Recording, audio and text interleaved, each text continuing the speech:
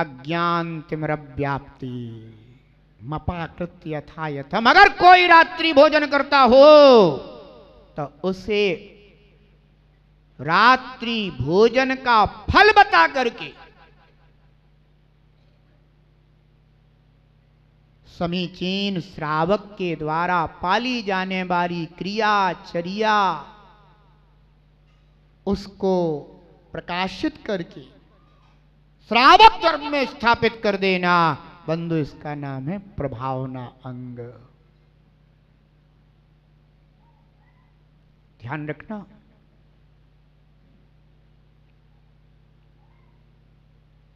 रात्रि भोजन करने वाले मरण करके कहां जाते हैं बंधुओं? नरक आदि कुगतियों में जाते हैं, वहां जन्म लेना पड़ता है।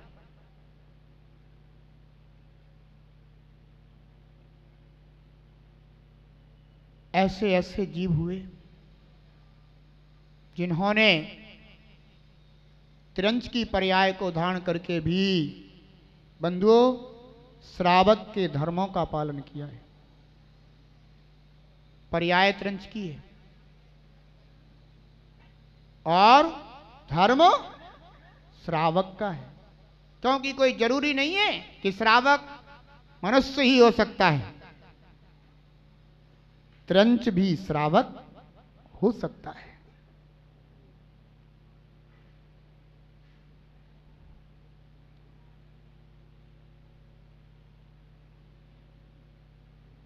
अनेकों जीव श्रावक के धर्म को प्राप्त हुए।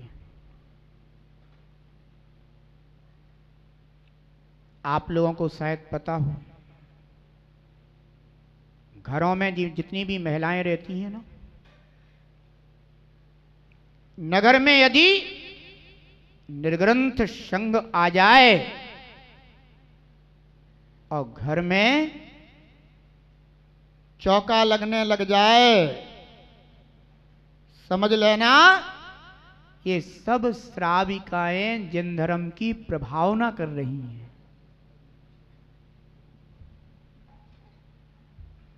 क्यों?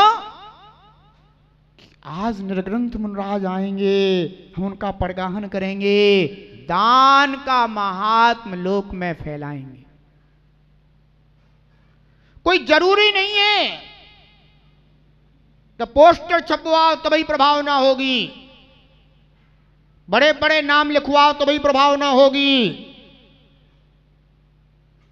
है बंधुओं? श्रावक ने यदि श्रावक धर्म का पालन कर लिया है तो वह श्रावक भी जिन धर्म की प्रभावना कर रहा है। घर घर में प्रभावना हो रही है। साधु आ जाते हैं तो क्या हो जाता है? घर घर चर्चा रहे धर्म की, दुष्कृत दुष्कर हो जावे।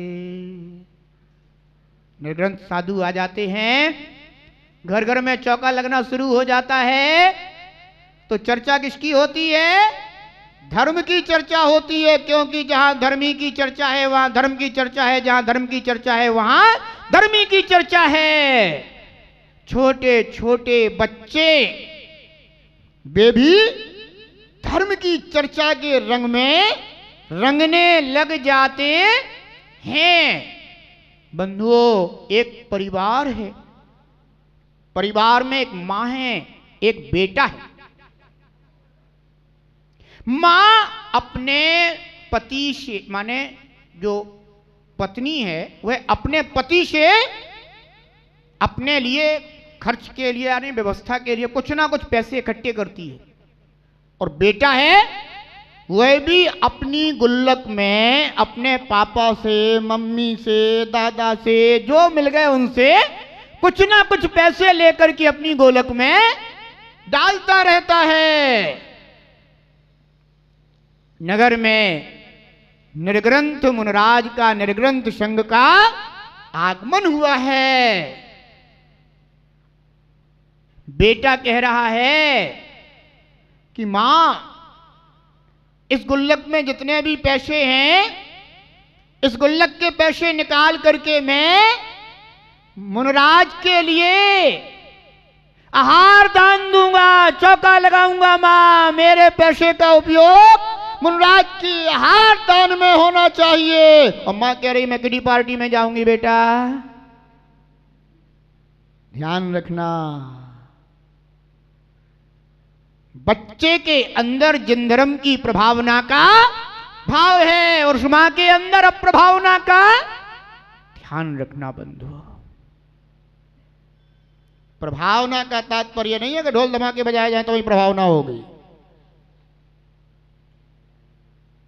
प्रभावना का तात्पर्य भी नहीं है कि बहुत ऊंचे ऊंचे धर्मोपदेश हों तभी प्रभावना होगी। धर्मोपदेश भी प्रभावना का आधार है, अंग है।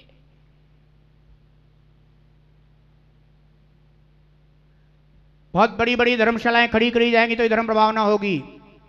बंधुओं, ये बाहर की प्रभावना तो खड़ी रह जाएगी, लेकिन अगर किसी के अंदर, किसी श्रावक के अंदर श्राव का चार आ गया तो वह प्रभावना कुलवंश में आगे बढ़ती रहेगी। इसलिए अज्ञान रूपी तिमिर को हटाने का प्रयास करना चाहिए। मिथ्यात्व को हटाओ, असंयम को हटाओ, प्रमाद को हटाओ, कषाय को हटाओ। बंधुओं, इनके हटाने से जिन धर्म की प्रभावना होती है। निर्ग्रंथ मुनिराज अपनी समीचीन चर्या के माध्यम से लोक में प्रभावना करते,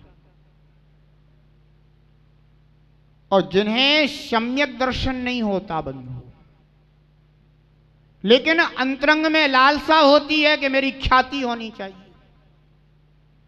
तो वे एन कैन प्रकारेण अपने नाम की प्रभावना चाहते हैं, वे जिन धर्म की प्रभावना नहीं चाहते। ध्यान रखना, उन्हें जिन धर्म की प्रभावना से प्रयोजन नहीं है। किससे प्रयोजन है? नाम की प्रभावना से प्रयोजन है। झूठे चमत्कार, कैसे चमत्कार? झूठे चमत्कार दिखा करके लोक में क्या करना? प्रभावना करना। बंधुओं, आजकल कई जगह मूर्तियां निकल रही हैं। क्या निकल रही हैं? मूर्तियां।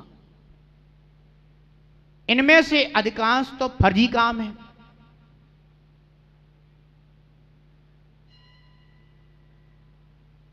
लेकिन अपने नाम की ख्याति के लिए कि मैंने क्या निकाली? मूर्तियां निकाली। बंधुओं, केवल अपने नाम की ख्याति के लिए यह खोटा कृत्य किया, कर्म भी बंधा, चमत्कार हो गया। कोई चमत्कार नहीं। जिन धर्म की प्रभावना तो साधु के मूल गुण से साधु की प्रभावना होती है, और श्रावक के मूल गुण से श्रावक की प्रभावना होती है बंधु। लेकिन खोटे चमत्कार, कोई देखो तो मूर्तियां निकाल के चमत्कार दिखा रहे हैं, कोई देखो तो हवन सामग्री, हवन हो रहा है, उसमें से भी जो है ना कोई दुपट्टा, कोई साड़ी, कोई कछू, ताबी, फलाना क्या क्या निकाल निकाल करके जो है ना देखो जिन धर्म का महात्म, तंत्र मंत्र का महात्म, जबकि है कुछ नहीं, सब विधि पूर्वक रखा दिया सामान है। सब जानते हैं, जो जानने वाले होते हैं ना वे सब जानते हैं। लेकिन किसके लिए? अरे वाह, फलाने महाराज ने ऐसे तंत्र मंत्र विधि का प्रयोग किया, महाराज बहुत चमत्कारी है। चमत्कारी महाराज मत बनना। जिन मुद्राधारी महाराज बन गए, इससे बड़ा कोई और दूसरा स्वरूप नहीं हो सकता। लेकिन चमत्कारी महाराज, बहुत चमत्कार है उनमें। ऐसे ऐसे कार्य लोक में बंधु मनोरंजन के साधन बन गए। श्रावक को सच्ची श्रद्धा नहीं मिल रही है, श्रावक मिथ्यात्व में ही जा रहा है, अज्ञान में ही जा रहा है। उससे जिन धर्म की प्रभावना नहीं हो रही है बंधुओं, उससे केवल चमत्कार की प्रभावना हो रही है। वे नहीं जानते कि पार्श्वनाथ कौन है, नहीं जानते चंदा प्रभु कौन है, बस वे इतना जानते हैं कि फलाने यज्ञ में ऐसे भाव तो महाराज ऐसे, बस इतने नाम की खातिर बंधुओं इस तरह के कर्म करना नहीं जानते हैं। ऐसे साधु भी देव दुर्गति को प्राप्त हो जाते हैं। ऊंचे देवों में इनका जन्म नहीं होता, मरण करने, समाधि मरण तो होता नहीं। निम्न देवों में, नीच देवों में जाकर के पैदा होते हैं और न जाने कितने समय तक फिर जो है ना वो नीच देवों में ही, योनियों में भटकते भटकते संसार में ही बंधु भटकते रहते हैं। जो धर्म संसार से निकालने वाला था बंधु, उनकी क्रिया ने उसे संसार में डालने वाला बना दिया। ध्यान रखना। इसलिए मैं तो यही कहूंगा कि व्यर्थ के चमत्कारों में मत उलझना, क्योंकि आजकल जो है ना प्रभावना किसकी हो रही है? जिनेंद्र भगवान के पूजा की प्रभावना नहीं होगी, अभिषेक की प्रभावना नहीं होगी, नहीं, चमत्कार की प्रभावना होगी। चर्चा भी उन्हीं की होगी। ध्यान रखना है तो बंधुओं अपने जन धर्म की प्रभावना करो। अनेकों जगह पर बंधुओं चोला चढ़ाए जा रहे हैं। क्या चढ़ाए जा रहे हैं? चोला। जिन्हें चोला उतारना है वे चोला चढ़ा रहे हैं, जो चोला उतार चुके हैं वे चोला चढ़वा रहे हैं। गजब हो गया।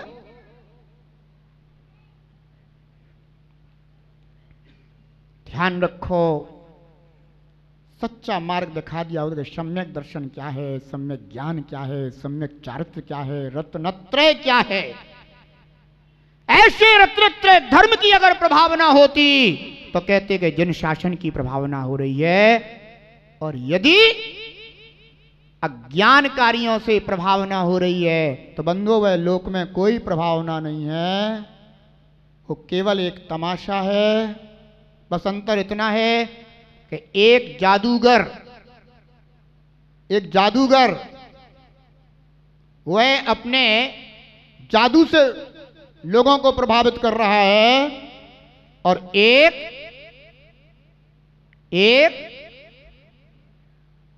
निर्वस्त्रधारी दिगंबर मुनि का नाम पाकर के बंधन अज्ञान कार्यों से प्रभावना कर रहा है, ख्याति पा रहा है। लेकिन इससे जन शासन का महात्म कभी नहीं बढ़ेगा बंधुओं। जन शासन का महात्म तो समीचीन धर्म के पालन करने और कराने से ही बढ़ेगा। कोई अंगूठियां दे रहे, कोई क्या बोलते वो हैं, नंग, रत्न हैं, कलावा। आजकल एक कलावे का चलन और चल पड़ा है। कलावा क्या कहें? रक्षा सूत्र। मैं सोचता हूं कि शायद ही किसी की रक्षा होती होगी, हैं? शायद ही किसी की रक्षा होती हो रक्षा सूत्र के माध्यम से। अरे रक्षा करने वाला तो सम्यक दर्शन था, रक्षा करने वाला तो सम्यक ज्ञान था, रक्षा करने वाला सम्यक चारित्र था। अगर इस रत्नत्रय सूत्र को अगर धारण कर लिया होता तो तेरी अवस्था बन जो तीनों लोकों में रक्षा होती। लेकिन क्या बांध लिया है? रक्षा सूत्र। अब इससे क्या होगी, माने केवल यहां बांधने से रक्षा शुरू। गजब हो गया। ऐसा काम है तो मैं तो कहता हूं कि आदमी तो आदमी, जानवरों तक को बांध दो, सबकी रक्षा हो जाएगी। हैं?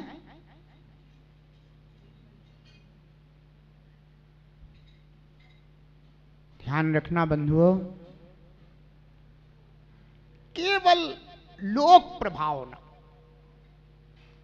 कैसे भी हो श्रावक ये समझे कि महाराज ने हमारे लिए रक्षा सूत्र बांध दिया। महाराजन के काम रक्षा सूत्र बांधवे के, साधुओं के कार्य तो रत्नत्रय को बांटने का है। वो दे दिया होता तो अवश्य जीव की स्वयमेव रक्षा होती।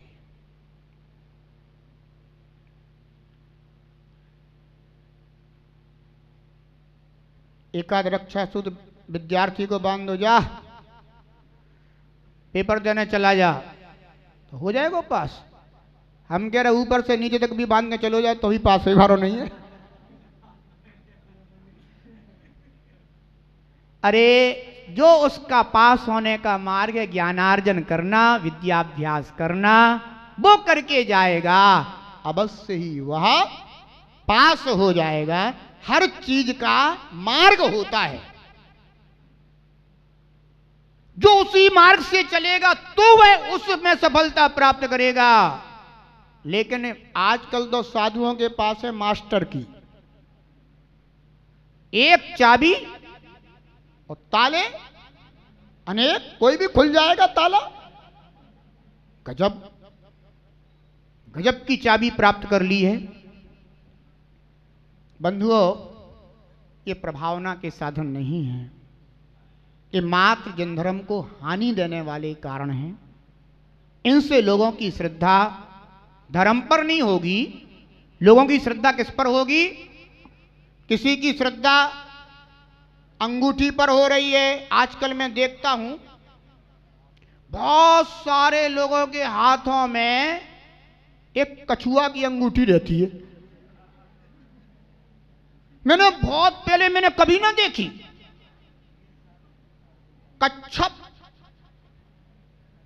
कच्छप छाप अंगूठी, ये अभी अभी प्रचलन में आ गई अचानक। इसके पहले तो लगता है कि उन लोगों के शनि शांत होंगे ही नहीं। कछुआ की अंगूठी आ गई है, अब सब दुख दर्द दूर हो गए का। लेकिन बहुत से लोगों के हाथ में देखे, मुझे क्या बात है,